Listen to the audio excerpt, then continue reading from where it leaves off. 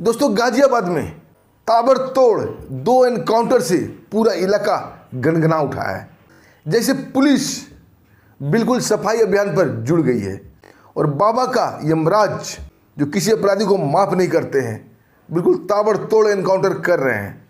दोस्तों, पहला एनकाउंटर कल हुआ था असद का, और आज तड़के ही 1 जून को दूसरा एनकाउंटर सिराज का हुआ।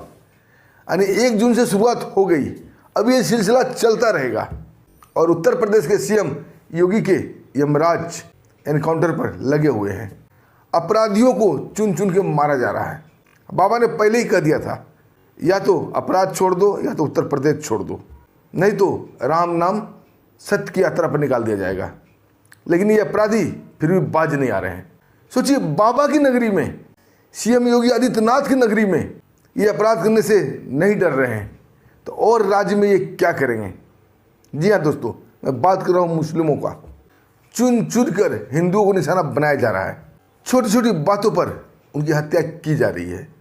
अभी 2 दिन पहले असद ने अपने ही दोस्त सूर्या चौहान की चाकू से गोंद कर बकरीद में बकरी की तरह काट डाला। जब तक लोग आते और प्रशासन से एनकाउंटर की मांग करते, तब तक सूर्या की जान जा चुकी थी। भले ही पुलिस ने ताबड़तोड़ एक्शन करते हुए 24 घंटे में असद को मार गिराया, लेकिन क्या इससे सूर्या वापस आ गया? दोस्तों, इसका जड़ ढूंढना पड़ेगा कि आखिर इसका जड़ कहाँ है। और दूसरा एनकाउंटर आज 1 जून को तड़के ही हो गया सिराज का। इसका मामला क्या था दोस्तों? हिंदू नाबालिग लड़की से इसने दुष्कर्म किया था। कब? 3 महीना पहले। और उस हिंदू नाबालिग लड़की को गोली बंदूक के बल पर डरा धमका कर दुष्कर्म किया था। उसे डराता था, धमकाता था, अब बोलता था घर वाले को बताई तो गोली मार दूंगा। बेचारी छोटी सी बच्ची डर से किसी को कुछ नहीं बोलती थी और सिराज के पड़ोस में ही रहती थी। और सिराज का हौसला बढ़ता गया, जब मर्जी तब उसके साथ दुष्कर्म करता रहा। भेद तब खुला जब वो गर्भवती हो गई। प्रेग्नेंट होने के बाद लोगों का शक उस पर गहराया। मेडिकल जांच हुई तो पता चला लड़की गर्भवती है। एक नाबालिग लड़की गर्भवती हो जाती है और माँ बाप को पता नहीं चलता है। जब उसे पूछा गया तो उसने सिराज का नाम बताया। तुरंत आनंद फानंद में उसके घर वाले उसे लेकर लोनी थाना क्षेत्र, गाजियाबाद का जो है लोनी थाना क्षेत्र में जाकर FIR दर्ज कराया। और जैसे ही इस बात की भनक सिराज को लगती है, सिराज 9-11 हो जाता है, भागने लगता है। लेकिन पुलिस, उत्तर प्रदेश की पुलिस से तुरंत टीम का गठन होता है और सिराज को घेरने की तैयारियां चलने लगती है। और गाजियाबाद का लोनी क्षेत्र का पाइपलाइन मोड़ पर तलाशी अभियान चल रही थी। पुलिस ने 3 तरफा घेर रखा था और जिला धाम की तरफ जाने वाली रोड की तरफ एक स्कूटर सवार तेज गति से आता है। पुलिस उसे हाथ देती है, लेकिन रुकने के बजाय स्पीड और बढ़ा देता है। जब पुलिस उसका पीछा करती है तो ताबड़तोड़ फायरिंग पुलिस के ऊपर करने लगता है। पुलिस उसे GD ग्राउंड के पास घेर लेती है। तीनों तरफ जब वो घेर लेता है, फिर भी वो पुलिस के ऊपर फायरिंग करता है और जवाब में पुलिस भी जवाबी फायरिंग करती है और गोली उसके टांग में लगती है।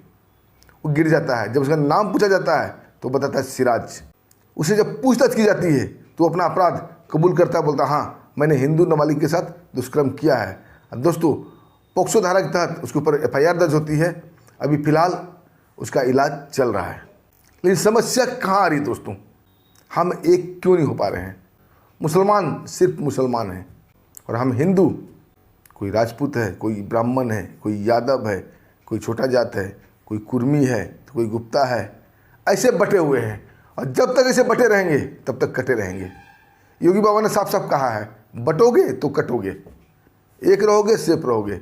और दोस्तों, वक्त आ गया है एक रहने का। इतिहास गवाह है, जिस जिस मुल्क में मुसलमान 30% से ज़्यादा हुए हैं वहाँ कब्जा हुआ है। और भारत में भी ऐसा नौबत आएगा।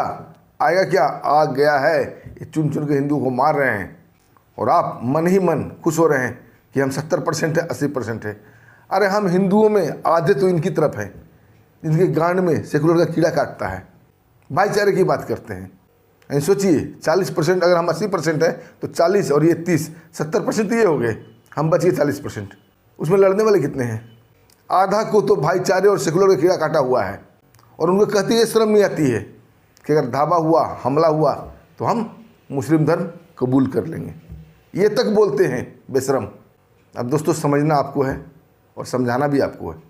हम तो यही कहेंगे, जातियों में मत बटिए, हिंदू बोलिए, हम गर्व से बोलिए हम हिंदू हैं और एक हैं। चाहे कोई जाति के लोग हैं, हिंदू हैं तो हिंदू एक हैं, तब तो बचोगे दोस्तों।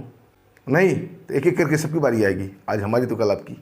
क्या आप हमारी बात से सहमत हैं? कमेंट में ज़रूर लिखिएगा।